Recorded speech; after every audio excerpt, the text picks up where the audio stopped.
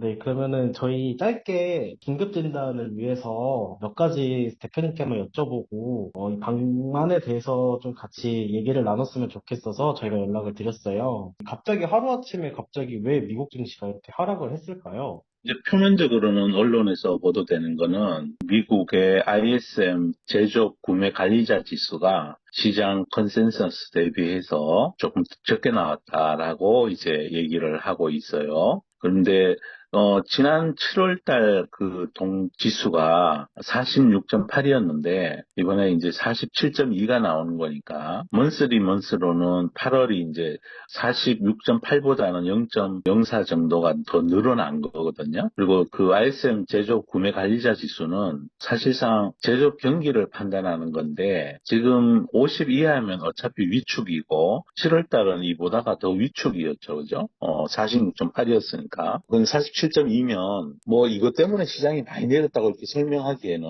조금 잘못된 접근인 것 같죠. 그러니까 시장이 내리니까 이제 이유를 찾다 보니까 발표된 지표가 그거였으니까 이제 거기에다가 원인을 돌리는 건데 그 지표는 어제 밤 11시 넘어서 나왔고요. 미국 시장은 10시 반에 오픈을 했고 미국 나스닥 선물 그다음에 S&P 선물 시장은 데이타임부터 열려 있었고요. 그때부터 시장이 내려 있었거든요. 물론 그 폭은 그렇게 크지 않았어요. 근데 그때 무슨 뉴스가 있었냐면 이제 뭐 러우 전쟁이 더 격화되고 러시아가 더 훨씬 많이 우크라이나 땅을 또 점령해 들어오고 또 하나는 이제 약간 민감하게 생각할 수 있는 뭐 핵미사일을 발사할 수 있는 기지를 그 수평 발사대를 9개를 러시아가 건설하고 있다고 모스크바 그 북동쪽 뭐 450km 지점에서 이제 그런 뉴스가 나온 것도 조금 투자 심리에 나쁜 영향을 미쳤을지 않을까 이렇게 생각해 보고 있고요. 그런데 그 모든 이유보다가 가장 결정적인 이유는 8월 달에 한번 올랐잖아요.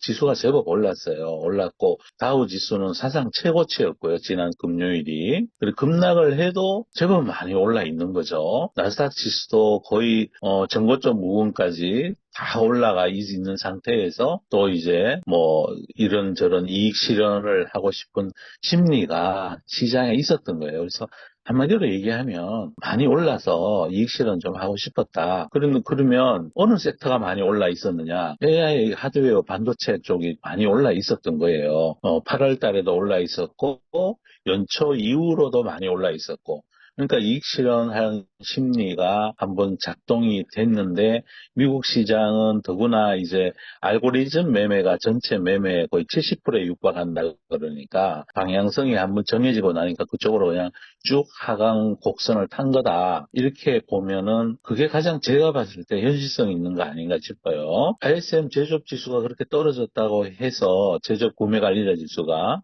50 이하라고 해서 이렇게 급격하게 시장이 반응하는 걸 저는 본 적이 없으니까요. 네, 잘 들었습니다, 담쌤. 그러면은 이게 지금 막 경기 침체 우려 막 이런 식으로 이제 헤드라인이 엄청 달리고 있는데 이 경기 침체 우려에 대해서 담쌤은 어떻게 생각을 하고 계세요? 한 달 전에도 그런 논조가 많았었죠. 아래 침체 이러면서 그때 사실은 엔캐리 트레이딩이 실업률이 좀 약간 높게 나왔다고 컨센이 4.1인데 4.3이 나왔다고 그래서 엔캐리 트레이드가 급격히 청산되면서 한번 시장이 많이 내릴 때 이제 아래 공포를 얘기했던 거고요. 그런데 이제 그거는 지금 당장은 그 뒤에 나온 지표들이 아래 공포를 무색해 하는 그리고 나서 8월 초에 ISM 그 서비스업 지표가 나왔죠.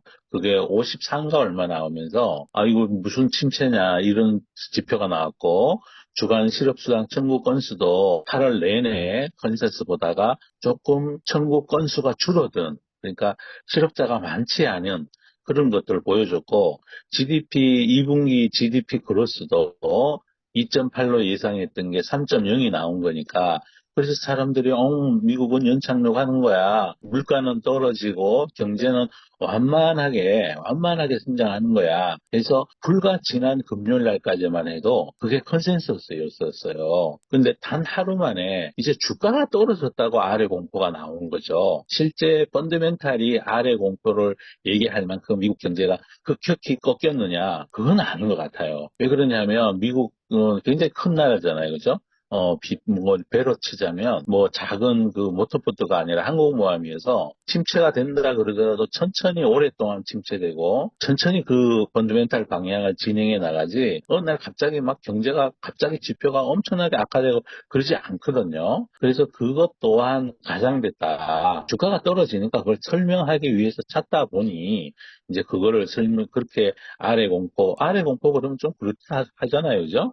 이제 그렇게 얘기하는 거다라고 현 시점에서는 그렇게 진단하는 게 맞고 오늘 밤에 밤 11시에 지표가 또 하나 나옵니다. 그 뭐가 나오냐면 그 고용부에서 그 발표하는 비농업 부분 고용자 숫자, 미국 노동부에서 비농업 부분 고용 숫자가 나오는데 이게 지금 컨센서스가 809만 명이에요. 809만 명인데 이 지표가 직전 달에는 818만 명이었다가 이번 달에 이제 얼마로 나올지가 관건이죠. 이거는 컨센서스는 따로 없어요. 컨센서스 따로 없는데 이제 809만 명보다가 만약에 이건 숫자가 늘면 늘수록 좋아요.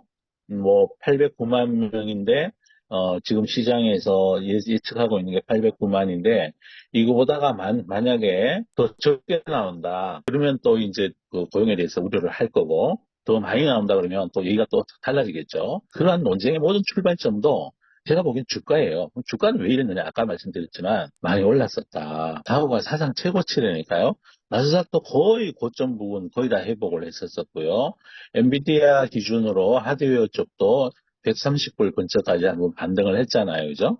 그러니까 거기에 대해서 이런저런 핑계를 대면서 실적 발표 좋게 발표했는데도 주가는 떨어졌다, 고점론이다 그러면서 그냥 한 이익 실현 한번 하고 있다. 저는 현재까지는 그렇게 보는 게 맞고 펀더멘탈적으로 무슨 지금 하락하고 있는 기업들의 펀더멘탈이 갑자기 어닝이 뭐 꺾였다거나 급격하게 하락했다거나 그렇게 보기에는 아직 현재 시점에서는 어려운 것 같고 음, 다만 이제 IT 기업인 같은 경우에는 이제 선행성이 있잖아요. 주가가 미래를 선행해요. 그래서 가령 뭐 반도체라든지 무슨 IT 기업들은 보통 예전에는 6개월 선행한다 그랬는데 요새는 뭐 6개월에서 좀 더 길어진 것 같아요. 선행성이.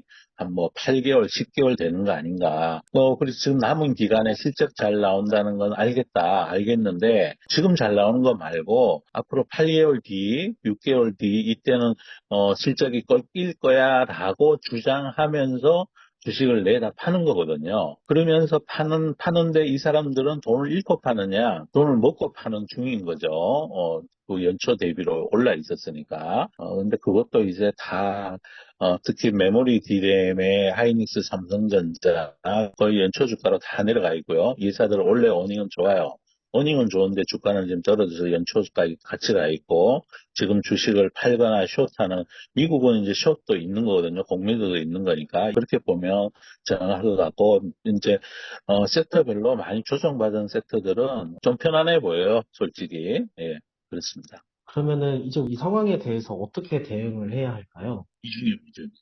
비중이 너무 원래 좋다고 하는 쪽에 많이 올라 있는 쪽에 비중이 너무 많이 이거는 영원히 갈 거야 하고 이런 생각으로 비중을 너무 헤비하게 집중해서 갖고 계셨던 분들은 또 여전히 말씀드리면 제가 누누이 말씀드리지만 그거는 이제 남들이 좋다 그럴 때 남들 드세요라고 조금 조절했었어야 됐고 지금 단계에서는 한 단계 또 타이밍을 놓친 거잖아요. 그죠? 근데 지금이라도 너무 과한 거는 좀 줄이셔야 되고, 그 대신에 지금 또 주가가 내려 있어서 미국은 이런 특성을 가지고 있죠. 밸류에이션을 정확히 막 체크하려고 그래요. 그 시장 자체가 시장의 가격이 형성되는 메커니즘이 밸류에이션을 본다고요. 또 주가의 상대 위치도 체크하고 그러죠. 그런 측면에서 막 급하게 여기서 막 추격해서 그럴 이유는 없어 보여요. 이미 한 번 또 한번 맞은 거예요. 맞아서 미국 시장은 장기적으로 우상향하고 있죠, 그죠? 근데 월별로는 뭐 이제 뭐 어떤 달은 조금 안 좋기도 하고 어떤 달은 좋기도 하고 그럽니다. 주가의 변동성은 있지만 장기적으로 보면 401k를 통해서 금융자산의 40% 넘게 주식에 투자하고 있는 나라예요. 그래서 너무 막 일방적으로 계속 내리지는 않을 거예요. 그리고 또 하나는 그렇다고 해도 종목 선택은 잘 해야 되죠. 종목은 잘 골라야 되고, 종목 고르는 거에 있어서는, 열심히 공부하는 수밖에 없는 것 같아요. 여기서 너무 막 급하게 막 공포에 휩싸일 이유는 없는 것 같아요. 정작 두려워해야 될 거는 사람들이 탐욕을 가지고 있을 때 두려워해야 되고, 지금은 많이는 아니지만, 이제 조금 내렸죠? 조금 내렸고, 특히 이제 AI 하드웨어 섹터가 또 한 번 조정을 받았죠?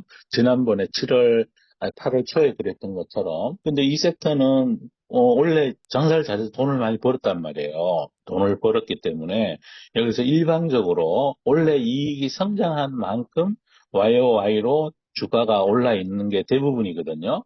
여기서 막 급격하게 밑으로 막 하강하고 이럴 걸로 전망하지는 않습니다. 이제 제 개인적인 생각이고요. 미국 시장을 보면 가끔 밸류를 반영하니까요. 네. 네, 선생님 잘 들었습니다. 이게 하루아침에 급작스러운 하락으로 우리 구분들이 굉장히 좀 혼란스러워 하시는 것 같은데, 선생님께서 그 따뜻한 한마디 혹시 전달해 주실 수 있으실까요? 주가는 기업 실력으로 결정되죠. 실력이라는 게 실적이고, 근데 실적인데 발표된 실적이 아니라 앞으로 전망되는 실적에 따라 움직이는 거예요. 그죠? 근데 시장에서는 앞으로 6개월, 1년, 뭐 1년 뒤 앞으로 장기 전망을 가지고 설왕설래를 하고 있는데, 그건 가봐야 알아요. 그죠? 주가가 선행한다 그러는데, 선행하는 이 주가가 항상 지금 주가가 정답은 아니에요. 절대로 정답이 아니니까. 그리고 또 주식시장이라는 건 항상 변동성이 있습니다. 근데 장기적인 눈으로 보셔야 된다는 거죠. 장기적 눈으로 시장에서는 얘가 앞으로 1년 뒤에는 돈 못 벌 거야 그러는데 내 생각에는 돈 못 벌 것 같지 않아. 잘 벌 것 같다. 근데 시장은 이른다 그러죠. 그러면 이제 조금 현명하게 그러면 내 고집을 계속 부리더라도 비중을 너무 높게 가지고 고집을 부리시면 안 되고요. 왜 그러냐면 반대의 경우도 있잖아요. 시장이 맞고 내가 틀릴 수도 있는 거라서 시장 비중 어떤 기업의 장기적인 앞날도 봐야 되는데 시장이 이렇게 급변할 때는 어떨 땐 또 한 발짝 물러나기도 해야 돼요. 그러니까 리스크 관리를 하자는 이런 변화에 대비해서 미리 리스크 관리를 좀 해야 된다고 제가 꾸준히 말씀을 드려왔었고, 그 대신에 또 이런다 해서 막 이건 아닌 것 같아. 그래서 냉큼 다 비워버리고 이럴 필요는 없는 것 같고요.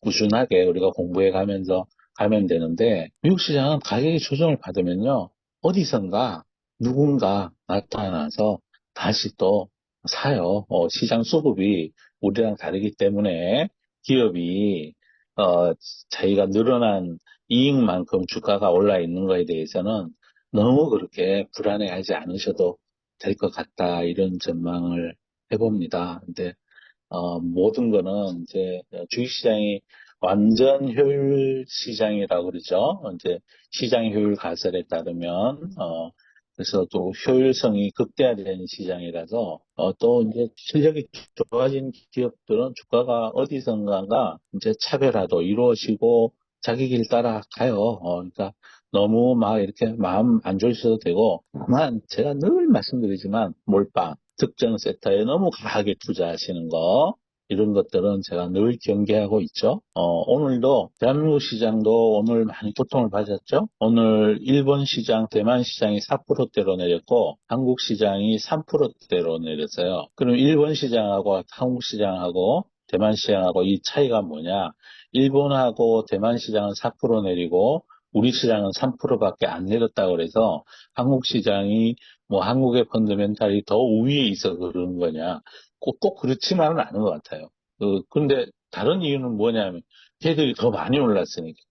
더 많이 올라서 그렇다는 거죠.